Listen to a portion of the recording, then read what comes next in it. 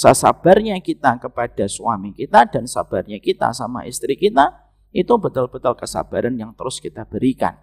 Kalau bapak merasa berat, istri kita pun merasa berat. Kalau istri kita pun merasa berat, sama suami kita juga merasa berat dengan versi yang berbeda. Kita ini sama-sama bersabar, hanya dalam versi yang berbeda. Itu saja. Dan jangan memaksakan bahwasanya pengorbanan kita samakan dengan ukuran pengorbanan pasangan kita. Kadang-kadang suami kita tidak berkorban dengan ini, tapi berkorban dengan yang lainnya. Kadang-kadang istri kita tidak berkorban dengan ini, tapi kadang-kadang berkorban dengan yang lainnya. Kalaupun kamu menjumpai apa yang tidak kamu sukai dari pasanganmu, maka bisa jadi apa yang tidak kamu sukai dari pasanganmu, maka sesungguhnya di dalamnya ada banyak kebaikan di masa mendatang. Kita mulai kajian kita dan saya mohon maaf sekali pada kesempatan maghrib kali ini agak sedikit terlambat. Semoga yang telah lama menunggu insya Allah diberikan pengganti dengan pahala keberkahan. Aminnya yang ikhlas ya. Canda. Bismillah. Assalamualaikum warahmatullahi wabarakatuh.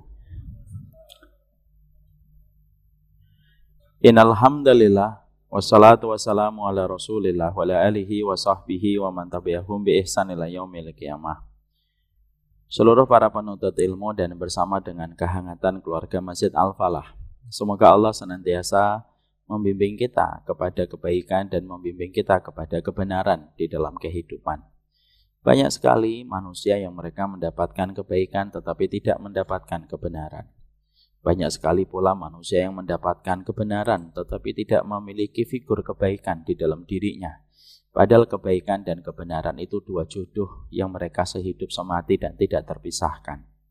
Inilah yang menjadikan kita senantiasa kita berharap semoga setiap ilmu yang kita miliki menghantarkan kita kepada kebenaran tetapi tidak melunturkan sifat kebaikan yang ada pada diri kita.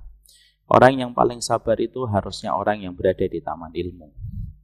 Orang yang senantiasa lapang hatinya, senantiasa bermurah hati, dan senantiasa memberikan prasangka yang terbaik, harusnya mereka yang ada di taman ilmu. Karena sesungguhnya kebenaran itu senantiasa menebalkan kebaikan di dalam kehidupan kita. Semoga Allah memberikan kebaikan dan kebenaran di dalam kehidupan kita. Alhamdulillah tentunya kita senantiasa bersyukur kepada Allah.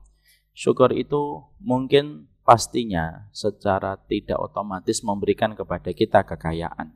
Tapi pastinya syukur itu menghadirkan kenikmatan pada setiap rezeki yang telah Allah berikan kepada kita. Tidak setiap orang yang mendapatkan rezeki bertahan kenikmatannya sampai sekian lama, kecuali mereka yang senantiasa bersyukur.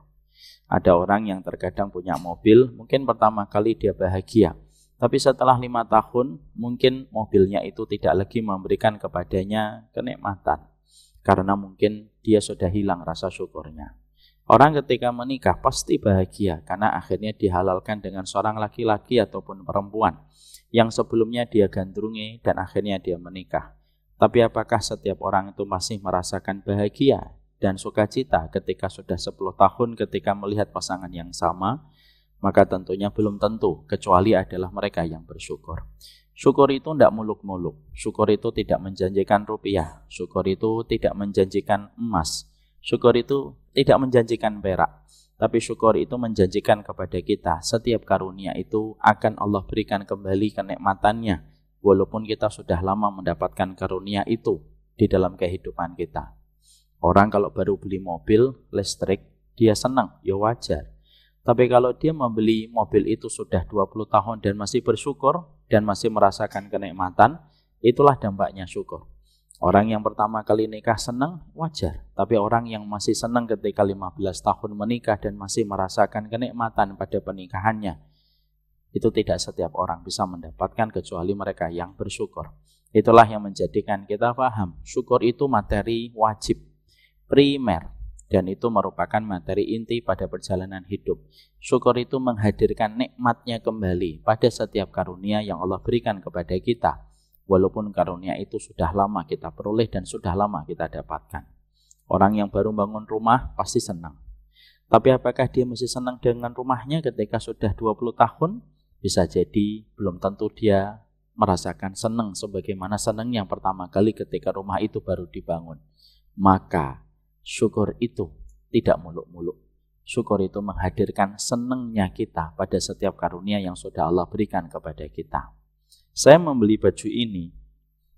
Ini kelihatannya nggak beli deh, saya dikasih.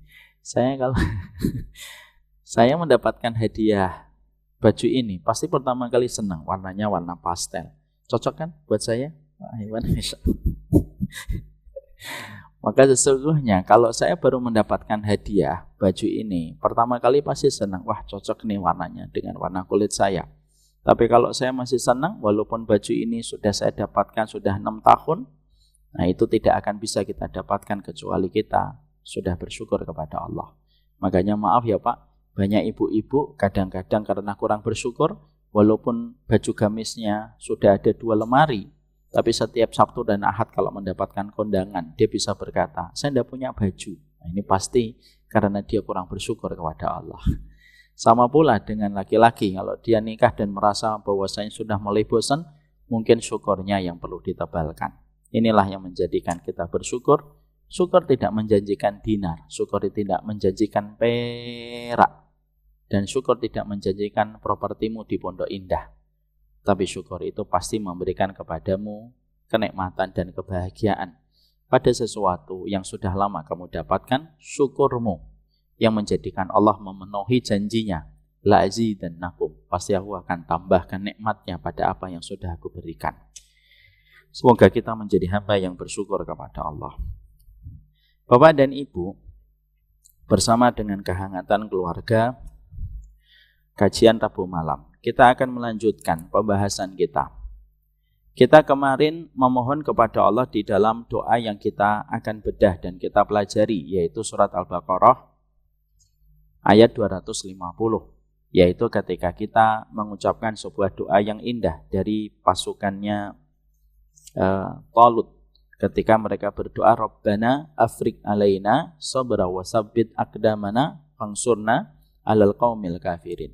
Ya Allah, curahkanlah kepada kami kesabaran dan teguhkanlah setiap langkah kami dan tolonglah kami di atas orang-orang yang tidak beriman kepada Allah dan Rasul-Nya. Ini merupakan salah satu di antara permohonan inti pada kehidupan kita.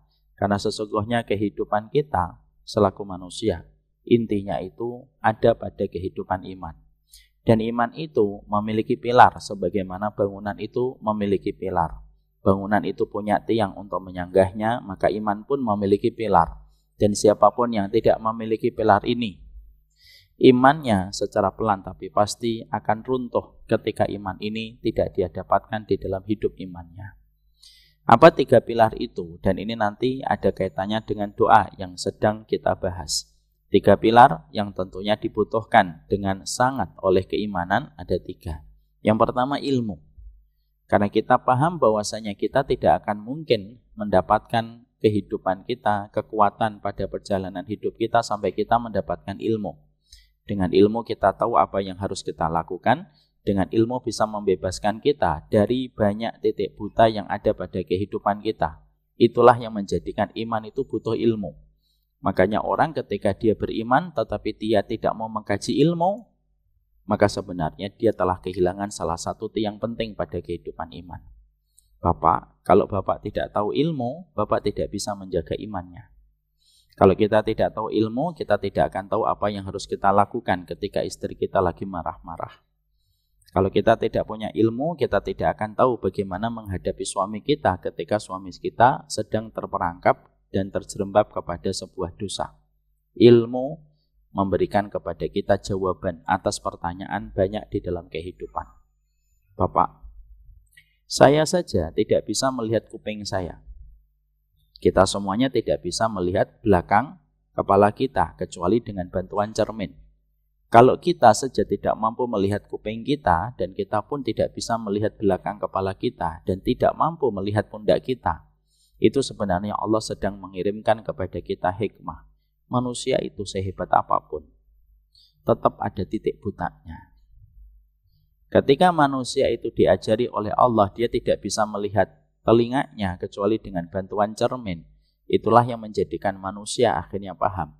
Iman itu ada pilarnya, dan pilar keimanan itu adalah terletak pada ilmu.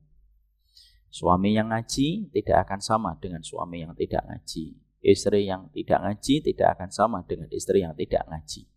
Karena sesungguhnya pilar yang pertama dalam iman itu ilmu. Pilar yang kedua dalam keimanan itu adalah keikhlasan. Bahwasanya tidak ada yang kita inginkan kecuali adalah kita mendapatkan kedudukan, mendapatkan positioning di hadapan Allah. Puncak tertinggi pada kehidupan kita adalah keimanan. Puncak tertinggi dalam keimanan terletak pada keikhlasan dan ihsan. Kamu melakukan sesuatu ketika kamu sadar Allah melihatmu. Yang ketiga yaitu adalah sabar. Makanya kita mendapati di dalam surat Al-Asr Allah menyebutkan kata kebenaran lebih dulu daripada kata kesabaran. Wa tawasau bil haqqi wa tawasau bis sabr. Saling menasihati di dalam kebenaran dan saling menasihati di dalam kesabaran. Kenapa disebutkan kata kebenaran terlebih dahulu?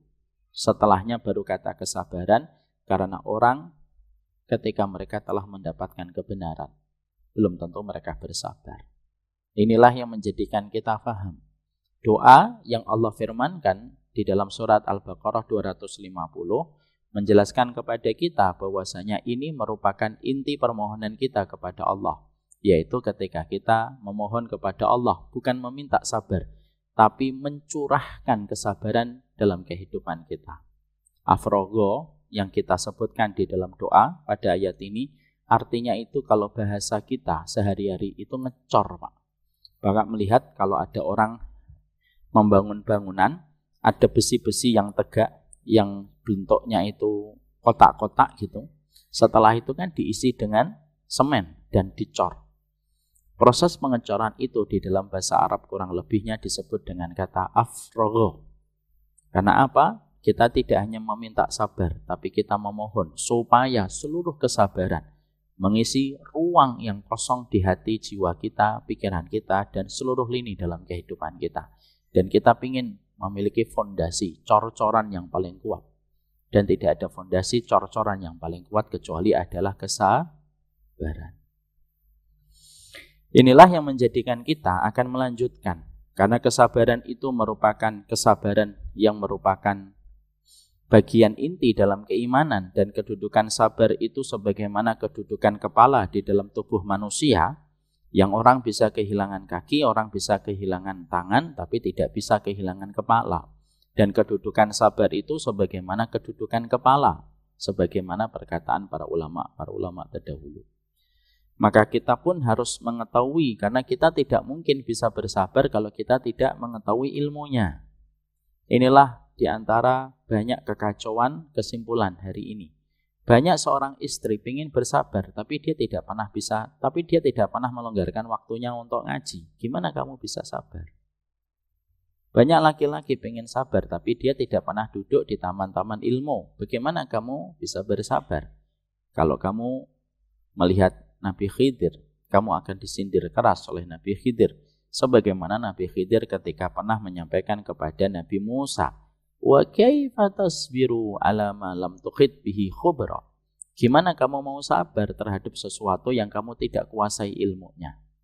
Ini menjadikan kita bukan hanya disunahkan untuk mempelajari tentang sholat, tapi yang lebih penting daripada mempelajari tentang sholat dan rukun-rukunnya sholat, kita diwajibkan untuk mempelajari tentang kesabaran, karena kesabaran itu tidak akan pernah menjadi fondasi, cor-coran dalam hati dan jiwa kita sampai betul-betul kita mempelajari ilmunya sebagaimana firman-Nya Allah dan hadis Nabi SAW.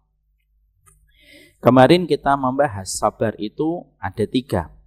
Sabar yang pertama yaitu sabar dalam taat. Sabar yang kedua yaitu sabar ketika kita meninggalkan maksiat.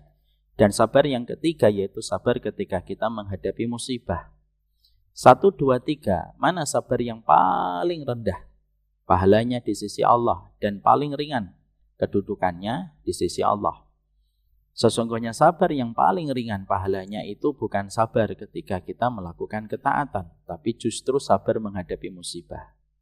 Kenapa sabar menghadapi musibah itu merupakan sabar yang paling rendah pahalanya dibandingkan sabar nomor 1 dan 2? Karena sabar ini bersifat ijbari. Jadi sabar itu dua, Pak. Ada ijbari, ada ikhtiyari. Sabar ijbari itu apa? Sabar yang kamu dipaksa, bahwasanya kamu tidak punya pilihan lain kecuali memang harus sabar. Bapak tiba-tiba berdering nomor handphonenya. Lalu bapak ketika mengangkat diberitahu, Mas, iya, bapak meninggal baru aja. Kita tidak punya pilihan lain kecuali dua. Kamu sabar, musibah itu tetap berjalan. Kamu tidak sabar, musibah itu tetap berjalan. Karena pilihannya seakan-akan memaksa kita, orang mukmin tentunya akhirnya memilih sabar, yaitu ketika menghadapi musibah. Karena dia tahu itu datang dari Allah yang tidak pernah salah di dalam takdirnya. Beda dengan sabar ketika melakukan ketaatan dan sabar ketika kita meninggalkan larangan. Sabar ketika melakukan ketaatan dan sabar meninggalkan larangan itu bukan bersifat ijbari tapi bersifat ikhtiari. Pilihannya banyak banget. Tapi Bapak memilih untuk sabar di antara banyak pilihan-pilihan yang lainnya. Bapak tidak mau mengambil riba. Sebenarnya Bapak punya pilihan untuk mengambil riba, menikmati riba, dan banyak pilihan yang lainnya dari turunan riba. Tapi Bapak meninggalkannya dan Bapak lebih memilih meninggalkan riba itu. Karena sabar itu betul-betul bersifat opsional, pilihan. Itulah yang menjadikan pahalanya semakin besar di sisi Allah.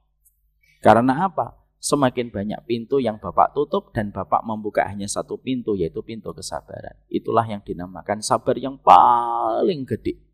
Sabar di dalam taat dan sabar ketika kita meninggalkan larangan. Maka kita pada pekan lalu juga membahas sabar dalam ketaatan itu setidaknya rangkumannya, intinya, core-nya itu ada 5 di dalam sabar ketika melakukan ketaatan. Sabar yang pertama, sabar ketika kita berkeluarga. Yang kedua, sabar ketika kita menuntut ilmu. Sabar yang ketiga yaitu adalah sabar ketika kita berbakti kepada orang tua. Yang keempat, sabar ketika kita berinteraksi kepada banyak manusia dan di dalam kita berdakwah. Dan yang kelima yaitu adalah sabarnya kita, yaitu ketika kita melakukan ibadah yang wajib dan melazimi pada ibadah-ibadah yang sunnah. 5 inilah yang disebut sebagai puncak dan puncak dari berbagai macam kesabaran. Makanya kemarin kita baru membahas satu, yaitu adalah kita memahami di antara sabar yang paling puncak, yaitu adalah sabar ketika kita bersama dengan pasangan kita. Makanya kemarin kita sampaikan bahwasanya sabar kepada suami kita dan sabar kepada istri kita itu betul-betul membutuhkan kesabaran puncak pada kehidupan kita. Karena berkeluarga itu bukan festival kita menikmati rasa cinta, tapi berkeluarga itu seni ketika kita mengharapkan ridhonya Allah di balik segala ujian yang kita jumpai dan kita dapatkan dari pasangan hidup kita. Itulah berkeluarga. Makanya sabarnya kita di dalam kehidupan kita berumah tangga jauh lebih besar daripada sabar yang kita berikan kepada perkara-perkara lain di luar konteks rumah tangga kita. Kemarin saya sampaikan, Pak, sabar sama istri 2 kali penyaringan sabarnya. Sabar sama suami itu pun 2 kali penyaringan sabarnya. Dan tidak bisa kehidupan rumah tangga kecuali algoritmanya 1. Harus dengan kesabaran. Kenapa sabar kepada istri 2 kali penyaringan dan sabar kepada suami 2 kali penyaringan? Para ulama lalu menjelaskan, Bapak ketika Bapak sabar sama istri, saya sabar sama istri, maka sesungguhnya ada 2 yang kita berikan dalam 2 kali kesabaran. 1, karena sesungguhnya istri kita cukupi kebutuhan sandang, papan, dan pangannya, semuanya, tapi kita harus bersabar terhadap segala kekurangannya ketika dia merupakan makhluk yang bengkok. Lalu dia paling sering melupakan kebaikan seorang suami. Fitrahnya perempuan itu bengkok, fitrah bengkoknya itu sering lupa kebaikan suami. Itu yang mengatakan bukan saya loh ya. Jangan, ibu-ibu jangan emosional dan sentimental. Yang mengatakan bukan saya. Makanya kita memberikan kesabaran kita kepada istri kita 2 kali sabar. Kenapa? Ya tadi, semua sandang, papan, dan pangan kita yang mencukupi semuanya. Sampai urusan minum pun, sampai urusan makan pun, kita diberikan kewajiban untuk memberikan nafkah. Maaf ya Bu dan Bapak, kalau ada laki-laki sudah tidak memberikan nafkah, pada dasarnya dia sudah jatuh kedudukannya sebagai seorang suami. Karena qawwamah, kepemimpinan dalam berkeluarga yang paling minim, yang paling bawah. Qawwamah itu memberikan kecukupan sandang, papan, dan pangan. Makanya di dalam pembahasan fikih detail dibahas. Dalam 1 bulan berapa kali makan telur. Dan dalam 1 bulan berapa kali makan daging. Ya, dan para ulama beda-beda. Ada yang mengatakan 1 pekan 1 kali telur. 1 bulan minim 1 kali daging. Ya. Maka sesungguhnya seorang suami ketika dia telah memberikan sandang, papan, dan pangan, maka dia akan mendapati seorang wanita, kecuali yang dirahmati oleh Allah. Wanita itu merupakan makhluk yang paling amnesia ketika menghitung kebaikan yang telah diberikan oleh seorang suami, tetapi dia akuntan paling handal menghitung setiap jejak kesalahan yang dilakukan oleh suami. Dan itu ada pada setiap wanita, Pak. Jangan merasa istri kita doang. Enggak, itu fitrah yang melekat kepada setiap perempuan. Makanya Imam Ahmad ketika akan menikahkan putranya yang bernama Abdullah, maka beliau mengatakan, nak, kamu nanti akan menikah dengan seorang wanita yang kamu berkewajiban memberikan cintamu, memberikan kasih sayangmu, memberikan nafkahmu kepadanya. Tapi ingat ya, dia merupakan makhluk yang paling cepat lupa terhadap kebaikan yang pernah kamu berikan di dalam hidup. Jadi nanti kalau saya dan Bapak menjumpai ini, jangan kaget. Karena itu pun sudah disampaikan oleh Rasulullah supaya kita tidak menjadi laki-laki yang kagetan kalau mendapatkan itu. Makanya apa yang menjadikan seorang wanita banyak masuk neraka? Bukan karena zinanya, bukan karena tidak menutup auratnya, bukan. Tapi almost kebanyakan wanita itu dimasukkan ke neraka sebagaimana sabda yang sudah sering kita dengarkan di dalam banyak majelis ilmu ketika mengutip sebuah hadis Nabi. Yakfurna bil ashir. Mereka itu kufur sama suaminya. Kalau suaminya telah melakukan banyak kebaikan, lapisan kebaikan demi kebaikan, lalu suaminya melakukan satu kesalahan. Begitu cepatnya seorang wanita disergap oleh perasaannya, lalu dia cepat berkata kepada suaminya, Mali ra'aitu minka khairun qattun. Kenapa sih kamu jadi suami itu kok tidak ada kebaikannya sama sekali? Maka tetap sabar. Para ulama mengatakan, jangan pernah mengingat perkataan pasanganmu ketika lagi marah. Mengingat perkataan pasangan lagi marah itu merupakan salah satu di antara anak tangganya setan untuk menjauhkan 2 hati yang telah berpasangan di hadapan Allah. Istri kita lagi marah-marah itu semua perkataannya lupakan ya Allah. Karena memang kelemahan perempuan ada di mana? Kelemahan perempuan ada di lisan. Kelemahan laki-laki ada di mana? Di mata. Makanya siapapun yang mampu bersabar menghadapi bagaimana seorang wanita yang cepat sekali berkata dengan perkataannya dan difikirkan setelah perkataannya itu diucapkan, siapapun yang bersabar berarti Anda telah menjadi walinya Allah. Wah bapak-bapak, Masya Allah saya wali ini. Karena sesungguhnya perkataan dari Imam Al-Ghazali begitu indah. Mimma yumtahanu bihi awliyaullah as-sabru inda lisani zawj. Salah satu tanda kewalian itu adalah ketika seorang laki-laki senantiasa sabar menghadapi bagaimana ucapan-ucapan yang disampaikan istri.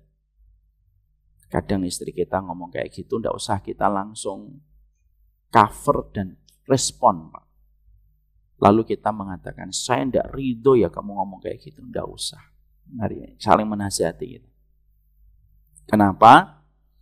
Jangan suka mengancam istri kita dengan kata-kata laknat yang merugi kita. Karena anak kita akan diasuh dengan wanita yang jauh dari surga, dan keluarga kita dihuni dengan wanita yang terancam dengan neraka ketika kita menjadi laki-laki yang sedikit-sedikit mengatakan kata laknat. Sabar kepada istri 2 kali penyaringan. Yang kedua, kenapa kita sabar kepada istri kita 2 kali penyaringan? Yang kedua, yaitu karena sesungguhnya kita yang akan bertanggung jawab seluruh urusan hisabnya.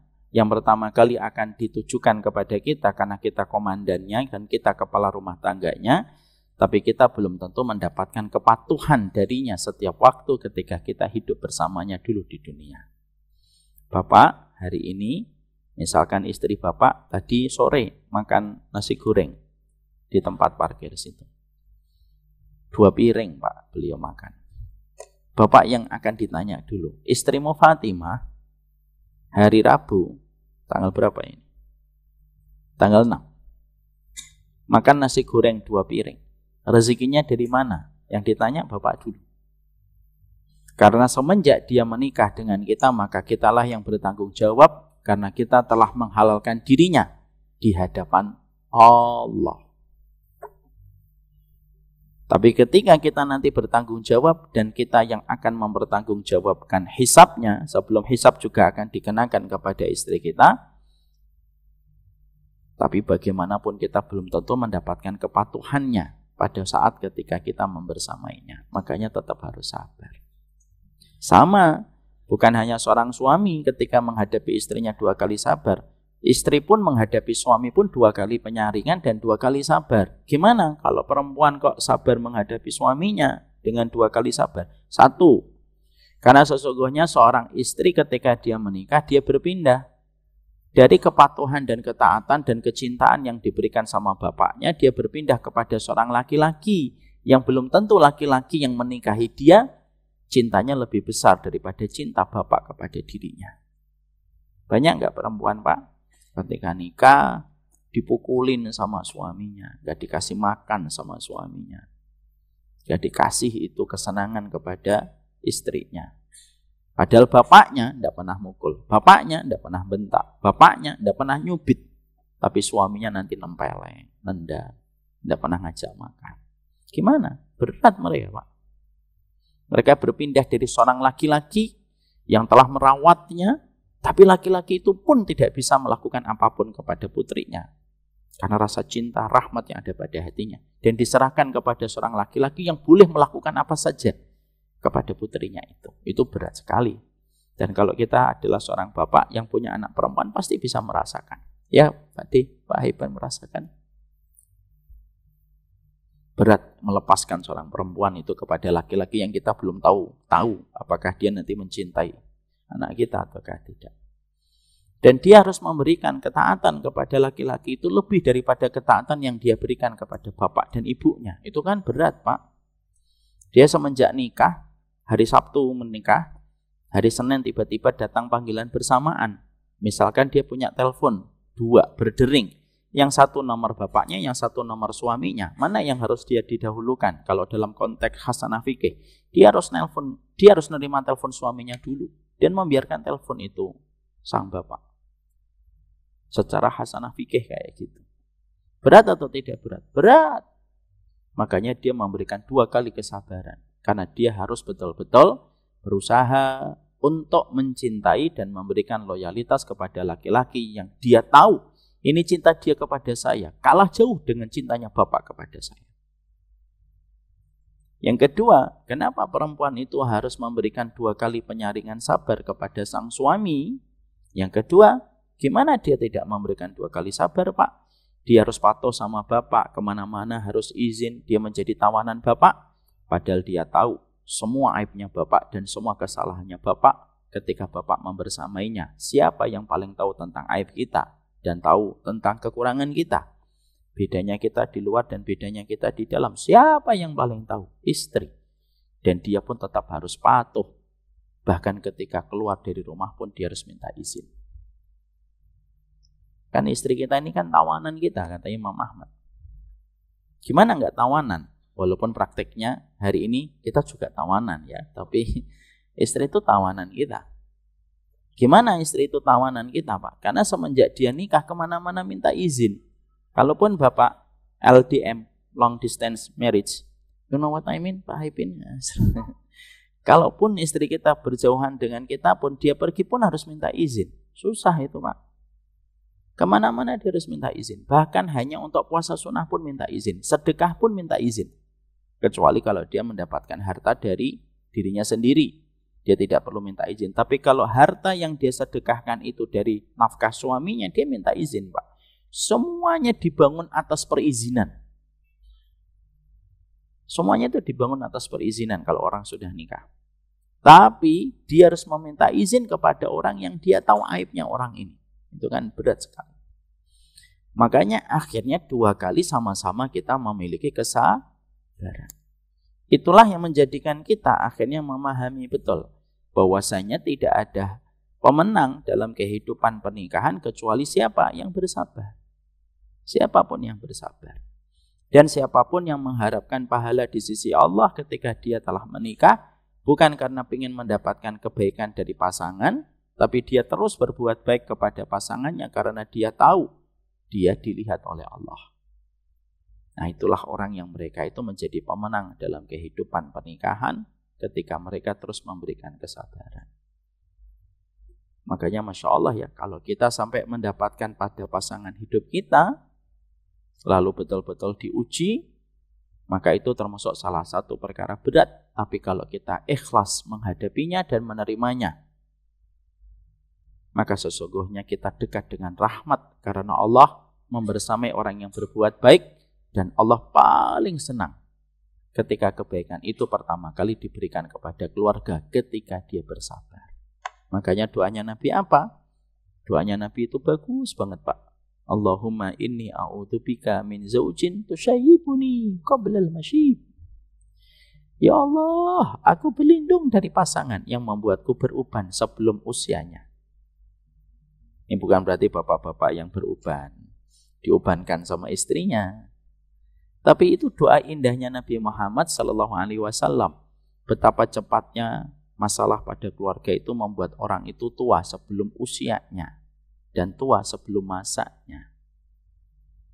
Makanya akhirnya Nabi memberikan contoh pelindungan sebagus itu ketika di dalam pernikahan kita. Nah, itulah yang menjadikan kita akhirnya memahami kesabaran yang pertama, yaitu kesabaran ketika kita menghadapi pasangan hidup kita setiap waktunya dan setiap saatnya. Dan tidak ada orang yang paling berbahagia kecuali adalah ketika dia sabar menghadapi pasangan. Abu Yahya, salah satu ulama besar, beliau pernah mengatakan di dalam pembahasan kitabnya. Apa pembahasan kitabnya? Tidak ada perkara yang paling aku harapkan nanti ketika aku berjumpa dengan Allah kecuali pahalaku ketika aku bersabar menghadapi pasanganku. Saya ulang kembali. Seorang tokoh ulama salaf terdahulu, beliau mengatakan, tidak ada amal yang paling aku harapkan nanti ketika aku berjumpa dengan Allah kecuali yang paling aku harapkan adalah untuk mendapatkan rahmat dan belas kasihan dari Allah. Allah berbelas kasihan kepadaku ketika aku sabar menghadapi makhluk yang Allah kirimkan dalam pernikahanku. Dan ini konteksnya untuk suami kepada istri, istri kepada seorang suami. Makanya kalau akhirnya kita dalam pernikahan itu akhirnya cuma cinta, ya cinta itu terkadang sabarnya hilang. Makanya indah perkataan dari Umar bin Khattab, awukilal buyuti alal hub, fa'ainar ri'aya,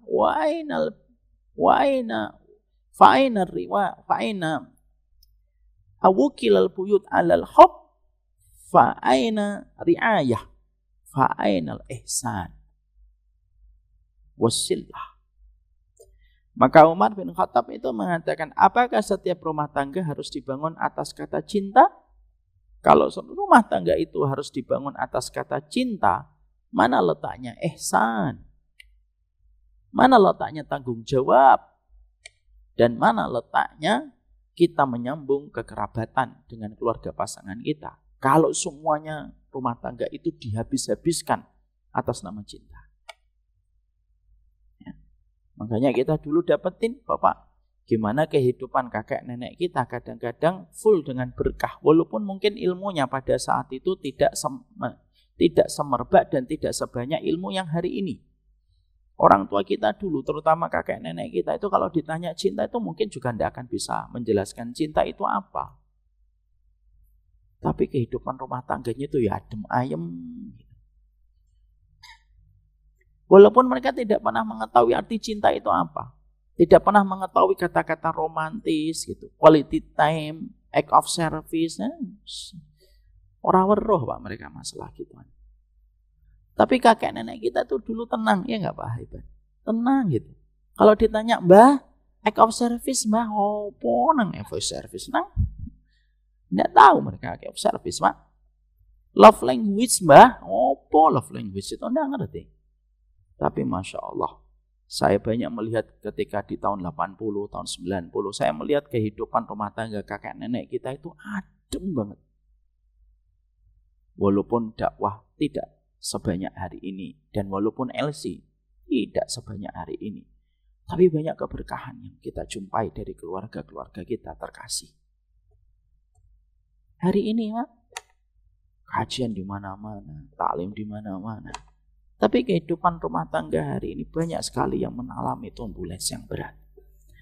Maka itulah yang menjadikan kita akhirnya memahami betul sabarnya kita kepada suami kita dan sabarnya kita sama istri kita itu betul-betul kesabaran yang terus kita berikan. Kalau bapak merasa berat, istri kita pun merasa berat. Kalau istri kita pun merasa berat, sama suami kita juga merasa berat dengan versi yang berbeda. Kita ini sama-sama bersabar, hanya dalam versi yang berbeda. Itu saja. Dan jangan memaksakan bahwasanya pengorbanan kita samakan dengan ukuran pengorbanan pasangan kita. Kadang-kadang suami kita tidak berkorban dengan ini, tapi berkorban dengan yang lainnya. Kadang-kadang istri kita tidak berkorban dengan ini, tapi kadang-kadang berkorban dengan yang lainnya. Maka melihat seluruh kebaikan yang dilakukan olehnya tanpa hanya fokus kepada satu perkara, tapi melupakan banyak perkara, itu salah satu keberkahan memandang keluarga kita. Mungkin bapak punya istri, masaknya tidak enak Pak. Lebih enak kalau bapak pergi ke warteg Jaya Bahari. Tapi mungkin istri bapak walaupun masaknya tidak enak, tapi dia senantiasa mau ketika melahirkan anak-anak bapak dan tidak pernah protes. Berapapun bapak ingin punya anak dari dirinya. Mungkin kadang kita menjumpai dan kita mendapati suami kita, mungkin waktunya tidak terlalu banyak. Tapi bisa jadi dialah orang yang paling peduli ketika kita sakit dan paling tidak bisa mendapati kabar bahwasanya kita meninggal dunia lebih dulu daripada dirinya. Kita nggak pernah tahu. Jangan memaksakan frekuensi pengorbanan kita harus sama persis dengan frekuensi pengorbanan pasangan kita. Karena setiap orang itu selalu menjadi yang terbaik menurut versinya yang tidak selalu harus sama. Makanya kita kembalikan pada konsep kita berkeluarga. Ini saling menasihati dan ini nasihatin saya banget.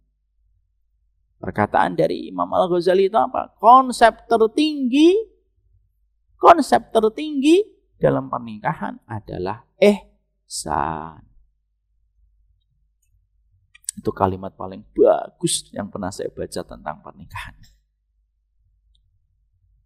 Jadi nanti kalau misalkan ibu sedang berbuat baik sama suaminya dan suaminya belum bisa membalas, ihsan, Allah yang melihat saya. Selesai.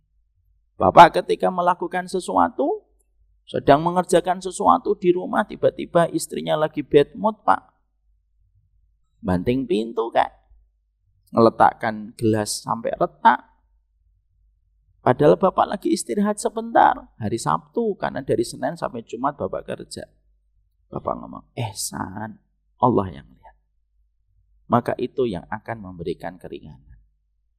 Puncak tertinggi dalam kehidupan rumah tangga adalah ihsan. Tapi nama suami saya bukan Ihsan, Ustadz Arman. Ya tidak apa-apa, Ihsan aja. Sehingga kita bisa mendapatkan kebaikan itu.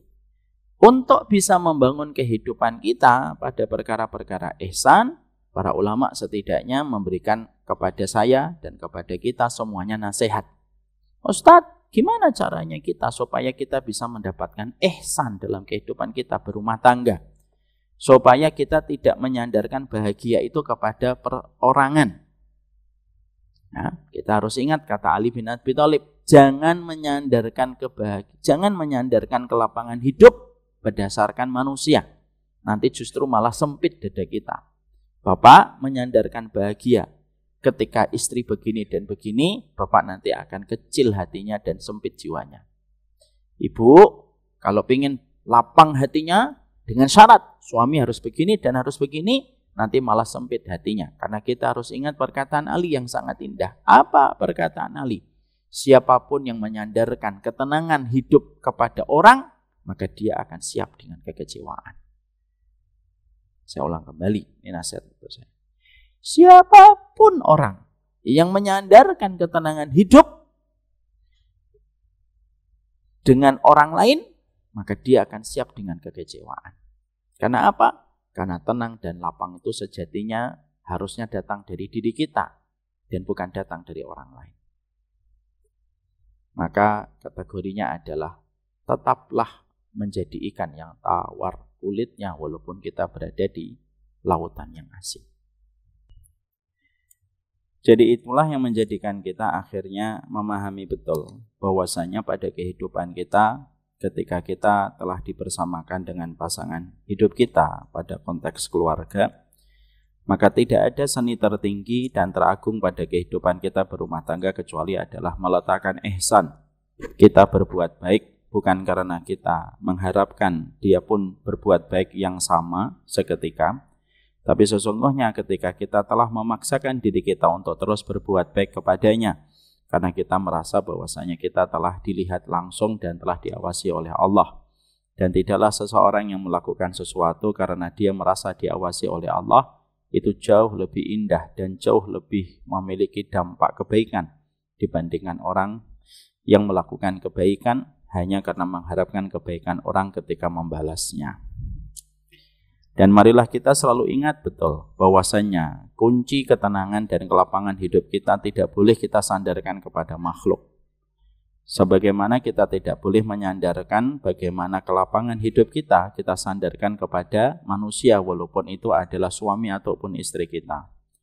Semakin kita ingin hidup kita bahagia dengan syarat suami kita begini, justru semakin kita akan sempit hati kita. Semakin kita mengharapkan bahwasanya kita akan bahagia ketika istri kita begini dan begitu, maka sesungguhnya kita pun akan semakin sulit bahagia, karena justru semakin sumpek hati kita dan jiwa kita. Maka marilah kita terus merefleksikan apa yang dikatakan oleh Ali. Siapapun yang menyandarkan bahagianya, ketenangannya, kelapangannya pada makhluk, maka dia justru dia pasti akan menjadi orang yang sumpek di dalam perjalanan hidup. Sekarang, Bapak dan Ibu, mari kita bareng-bareng. Kita sama-sama belajar, khususnya saya. Apa yang harus kita lakukan di dalam perjalanan kita ketika kita memohon kesabaran dan supaya kita bisa mendapatkan kesabaran ketika kesabaran itu ditopang dengan ilmu dan tentunya dengan petunjuk. Ya, karena di dalam kehidupan langit ada petunjuk, pada kehidupan di dunia ada pelajaran. Maka setidaknya para ulama itu menyebutkan 4 perkara. Dan 4 perkara ini nasihat untuk kita bersama, tak terkecuali saya sebagai pihak yang menyampaikan. Yang pertama, kita harus selalu ingat bahwasanya dalam kehidupan kita ketika kita terus mencipinkan atau menginfuse terus kesabaran di dalam hati kita ketika kita berkeluarga, yang pertama yang menjadikan kita berlatih kesabaran itu adalah karena sesungguhnya kita harus paham hampir sebagian besar kehidupan keluarga bersama pasangan itu akan mempertemukan kita dengan perkara-perkara yang membuat kita wajib bersabar. Karena kita menikah bukan untuk bahagia, tapi kita menikah supaya kita bisa beribadah kepada Allah. Allah lalu menyampaikan kepada kita di dalam surat At-Taghabun ayat yang ke-14, ya ayyuhalladzina amanu inna min azwajikum wa auladikum atuwwal lakum fahdharuhum. Maka sesungguhnya Allah pun sudah mengingatkan kepada kita di dalam surat At-Taghabun ayat yang ke-14. Wahai orang yang beriman, sebagian dari pasanganmu dan sebagian dari anak-anakmu itu adalah menjadi musuh bagimu. Fahdharuhum, maka hendaklah kalian itu waspada. Lalu Allah menyampaikan, wa in ta'fu wa tasfahu wa taghfiru fa innallaha ghafurur rahim. Tapi kalaupun kalian mendapatkan bahwasanya musuh kalian itu, bahwasanya pasangan kalian itu musuh, Allah membuatkan kepada kita sebuah jalan keluar. Tapi kalau kalian memaafkan, berlapang dada, dan memberikan maaf, sesungguhnya kamu akan mendapati Allah itu Maha Pengampun lagi Maha Penyayang. Kita mendapati ini merupakan ayat yang pertama untuk menjelaskan kepada kita bahwasanya untuk melatih kesabaran pada kehidupan kita pada pernikahan, kita harus selalu waras untuk mengingat. Bukan kamu saja yang diuji dengan pasangan, sebagaimana ratusan juta orang yang pernah hidup di atas muka bumi ini pun mereka diuji dengan pasangannya. Dan Allah sampaikan itu di dalam surat At-Taghabun ayat 14. Supaya kita tidak memulai hidup kita dengan narasi sebagai korban pada kehidupan takdir. Ya, Nabi Yusuf itu Pak bertubi-tubi ujiannya ibu-ibu. Tapi Nabi Yusuf tidak pernah menggunakan diksi pada hidupnya dengan mengatakan saya korban dari takdir yang tidak indah. Tidak pernah. Makanya kita lalu diberitahu oleh Allah di dalam ayat ini. Apa sih fungsinya ayat ini? Ayat yang ke-14 surat At-Taghabun memberitahukan kepada kita supaya kita tetap sadar. Sadar secara utuh, hadir secara penuh. Bahwasanya sebagian besar pada kehidupan keluarga itu mereka diuji bahwasanya pasangan itu menjadi musuh.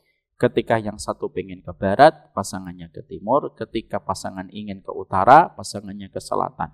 Dan itu sudah disampaikan oleh Allah supaya kita tidak menjadi laki-laki dan perempuan yang cepat kagetan kalau tiba-tiba itu kita jumpai pada kehidupan pernikahan kita.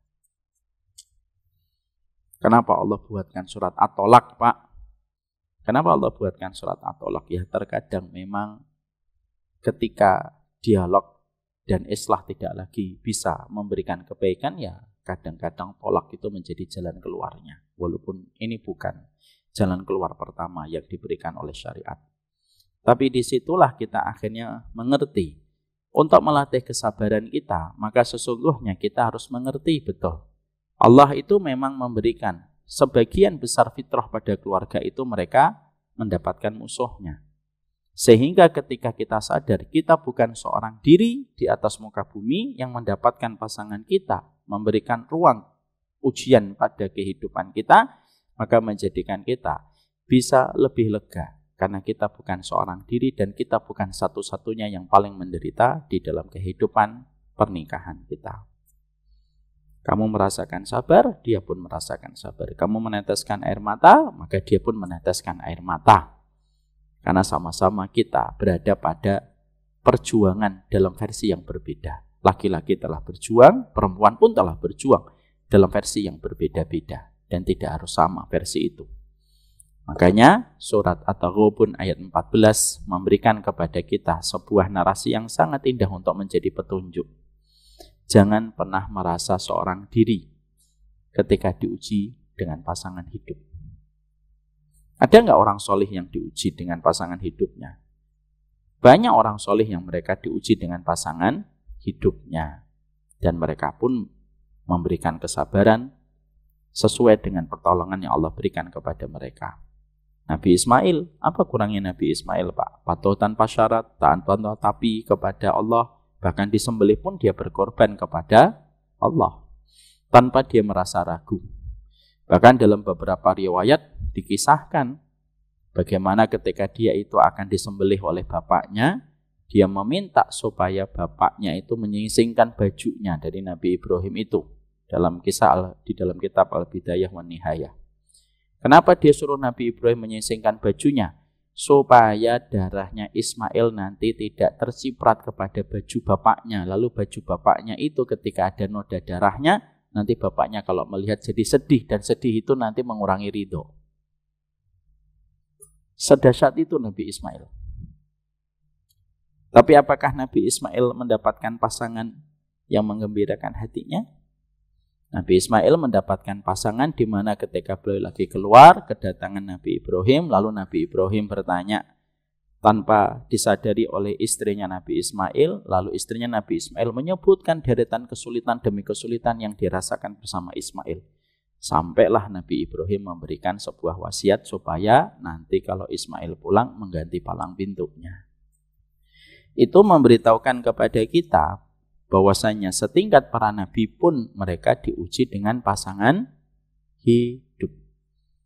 Maka sesungguhnya surat At-Taghabun memberikan kepada kita kewarasan bahwasanya bukan kita saja yang diuji, tapi sesungguhnya sebagian besar orang itu diuji dengan pasangan. Ini yang pertama. Yang kedua, setelah kita membedah surat At-Taghabun ayat 14, kita membuka surat An-Nisa ayat 19. Surat An-Nisa 19 itu juga memberikan kepada kita apa perkara yang bisa menjadikan seseorang itu memiliki lapisan kesabaran pada kehidupan mereka. Yang kedua, karena sesungguhnya kita ketika memberikan kesabaran demi kesabaran di dalam kehidupan kita berumah tangga, karena kita tahu bahwasanya tidak ada kesabaran yang sia-sia, dan kesabaran itu bisa jadi memaniskan balasan yang kita dapatkan pada kehidupan masa mendatang.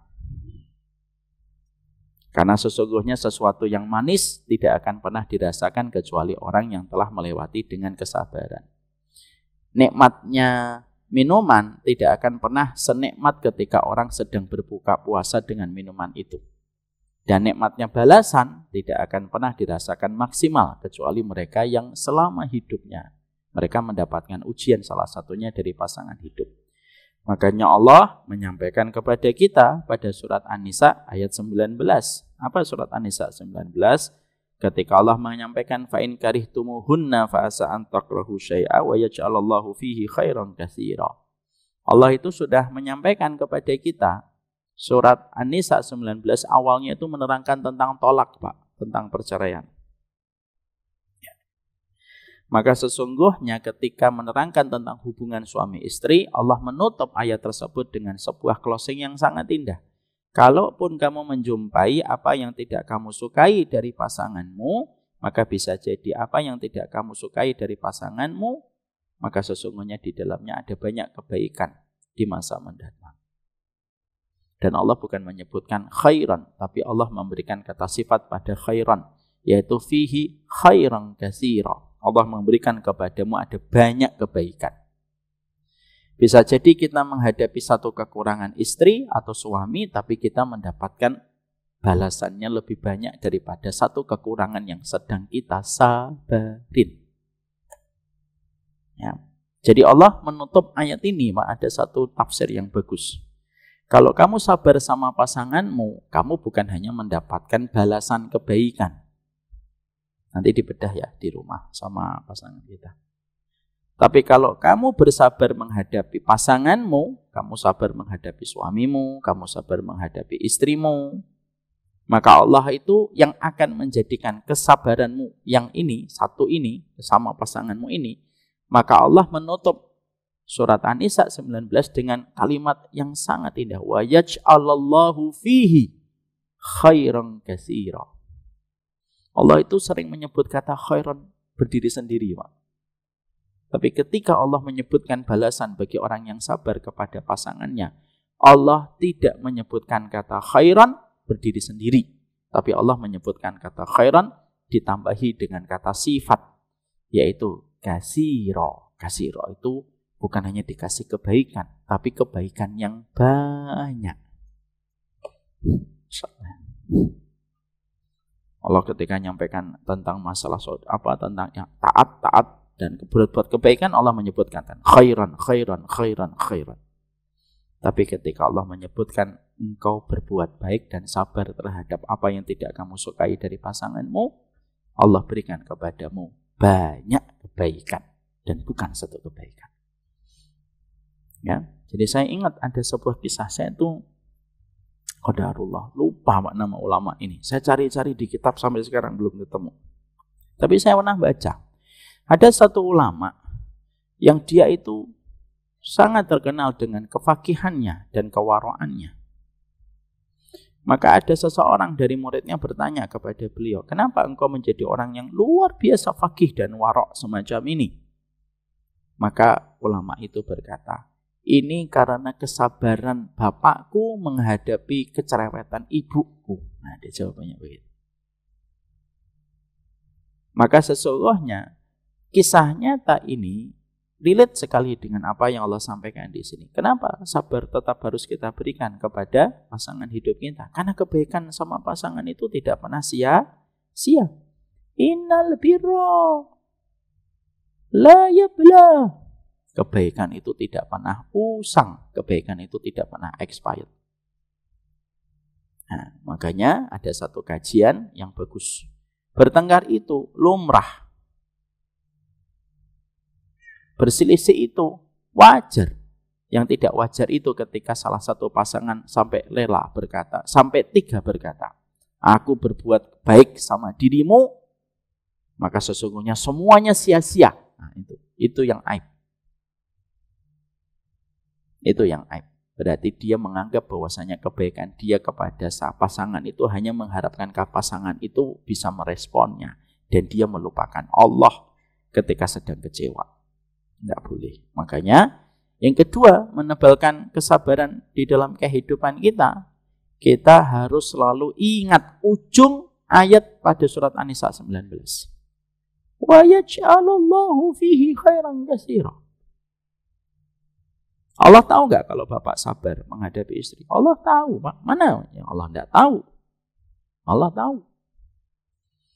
Nabi Muhammad bermuka masam kepada Abdullah bin Umi Maktum ketika tidak ada satupun yang mata melihat aja Allah tahu di atas arsy-Nya.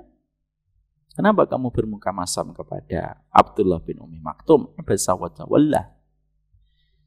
Kalau Allah saja tahu Nabi Muhammad tercinta, beliau sempat melengos dan bermuka masam kepada Abdullah bin Umi Maktum, di mana tidak ada satupun sahabat yang tahu. Hatta Abu Hurairah pun tidak tahu. Abu Hurairah tidak tahu Nabi bermuka masam. Allah tahu. Mungkin nggak Allah tidak tahu kesabarannya seorang suami? Allah tahu. Mungkin nggak Allah tidak tahu kesabarannya seorang wanita menghadapi suami? Allah tahu. Masa Allah tidak tahu? Allah tahu. Semuanya Allah tahu. Yang menjadi masalah itu kadang-kadang kita kalau lagi jadi suami atau menjadi istri lagi kecewa, kita merasa seakan-akan tidak ada orang yang tahu kesedihan kita menghadapi pasangan kita. Padahal Allah tahu, Allah mengerti, Allah yang paham, dan Allah yang paling tahu sampai batas mana kesabaranmu yang kamu berikan kepada makhluk yang Allah kirimkan kepada kehidupan kita. Ya. Maka yang kedua, ingat, wa yaj'alallahu fihi khairan katsira. Ayo ulang Pak, bareng-bareng Pak sama saya dan Ibu. Bismillah. Wa yaj'alallahu fihi khairan katsira. Ya. Ulang-ulang ini untuk kita bacain dalam dada. Kenapa saya bisa mengatakan itu? Saya mengambil pelajaran dari Ibnu Taimiyah. Ibnu Taimiyah itu kalau terkadang beliau sedang merasa agak mulai futur, maka Imam Ibnu Taimiyah itu sering membacakan Iyyaka na'budu wa iyyaka nasta'in. Hanya kepadamu ya Allah kami menyembah dan kepadamu kami meminta pertolongan. Nah, ini bisa kita ambil sebagai contoh. Kalau bapak dan ibu lagi dalam kondisi berat, ada sesuatu yang bapak dan ibu tidak sukai dari pasangan, dan ternyata itu terkadang berlarut-larut, tidak selesai-selesai, maka katakan sama kita, wa yaj'alallahu fihi khairan katsira. Nanti bapak baca itu. Pas bapak baca itu, istrinya juga sama membaca itu, wa yaj'alallahu fihi khairan katsira. Nanti dua-duanya membaca. Tapi di situ kita mendapati bahwasanya tidak ada kesabaran yang terus kita berikan kepada pasangan kita, kecuali yang harus kita ingat, Allah akan memberikan kepada kita banyak kebaikan dan bukan satu kebaikan. Sabarmu 1, sabarmu 2, tapi balasannya dengan balasan khairan katsira. Ibnu Umar sabar sama istrinya, lahirlah Salim Pak yang menjadi ulama di antara kalangan tabi'in. Dan ketika Salim itu menjadi ulama, salah satunya Ibnu Umar mengatakan, ini kesabaranku untuk menghadapi istriku. Itu menjadikan kita akhirnya mengerti bahwasanya yang kedua, memberikan kesabaran pada kehidupan kita ketika menghadapi pasangan kita antara suami istri, memahami betul. Yang kedua, alasannya itu apa? Sesungguhnya kesabaran yang kita lakukan bersama pasangan kita tidak pernah menjadi sia-sia. tetapi akan menjadi sesuatu yang diawetkan oleh Allah, di-frozen oleh Allah dalam catatan hari. Dan tidak ada yang terlewatkan kecuali semuanya pasti mendapatkan balasan ketika semuanya itu terjaga indah di sisinya. Ketika kita menjalani pernikahan itu adalah ibadah.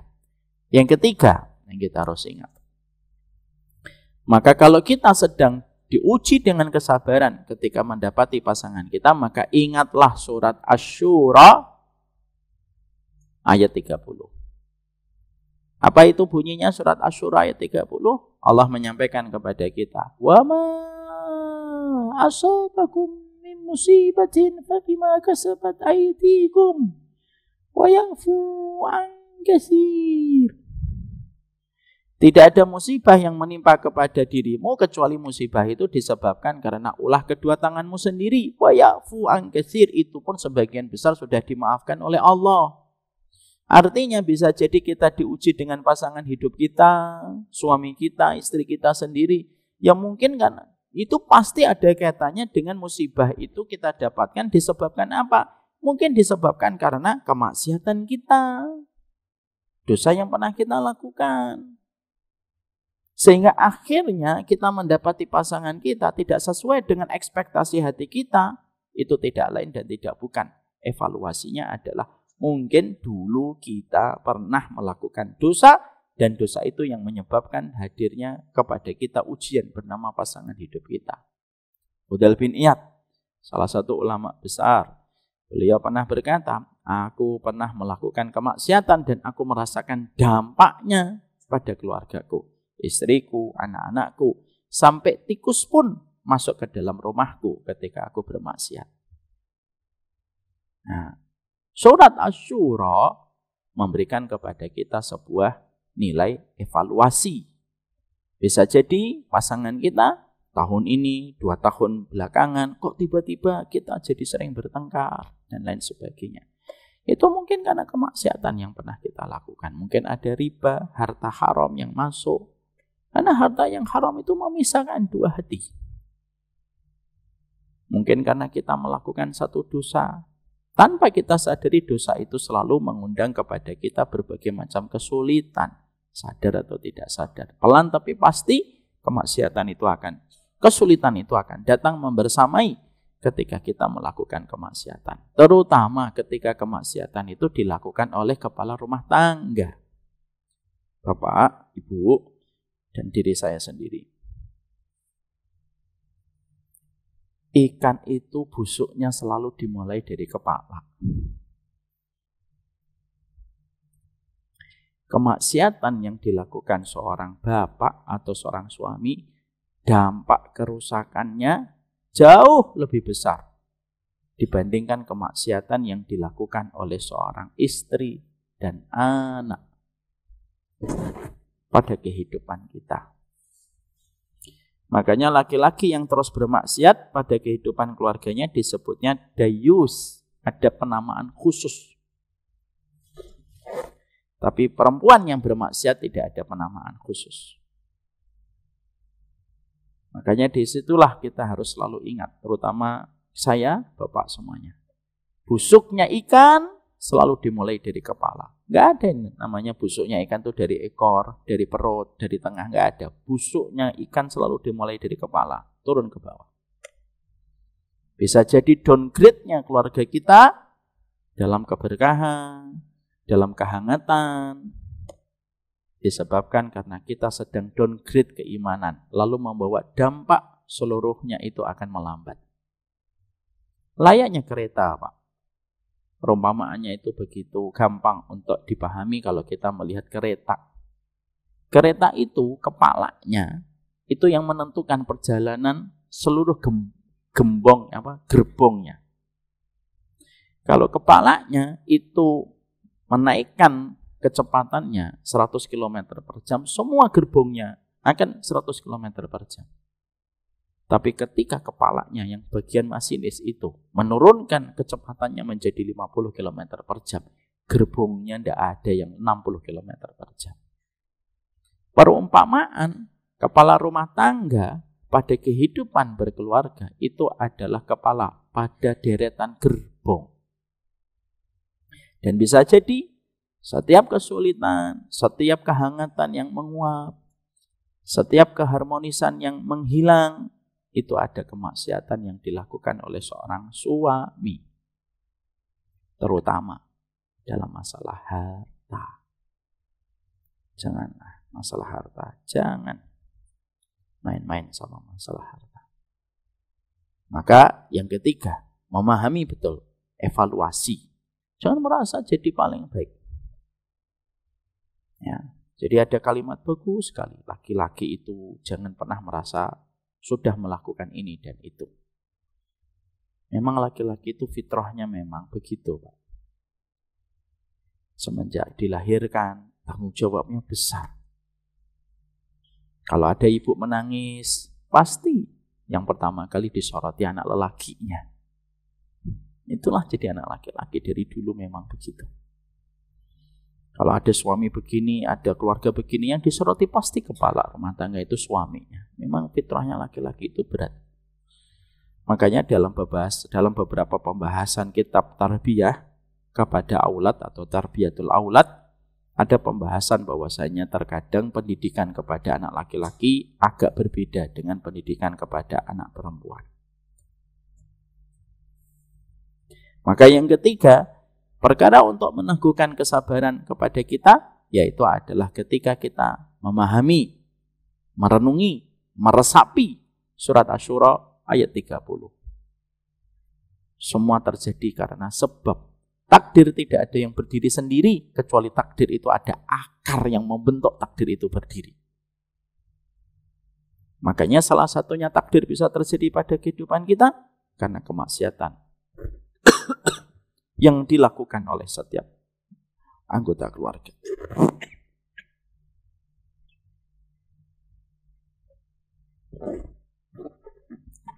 Yang terakhir, apa yang menjadikan kita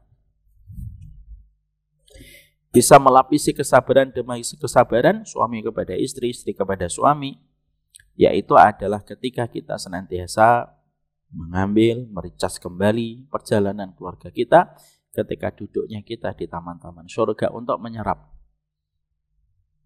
kekuatan demi kekuatan supaya melahirkan kesabaran menghadapi pasangan hidup kita. Makanya laki-laki yang duduk di kajian tidak sama dengan laki-laki yang tidak pernah duduk di taman surga. Perempuan yang tidak pernah datang ke taman surga itu tidak akan sama dengan perempuan yang tidak pernah datang ke tempat taman surga.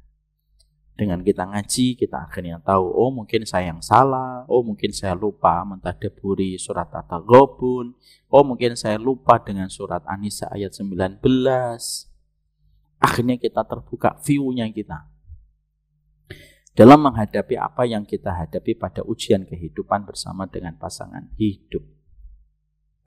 Dan kita harus ingat ya, yang kita harus selalu ingatkan adalah ujian apapun yang kita rasakan di dunia itu hanya bersifat sementara. Tadi saya ngobrol dengan Pak Hiban sebelum sholat Isya.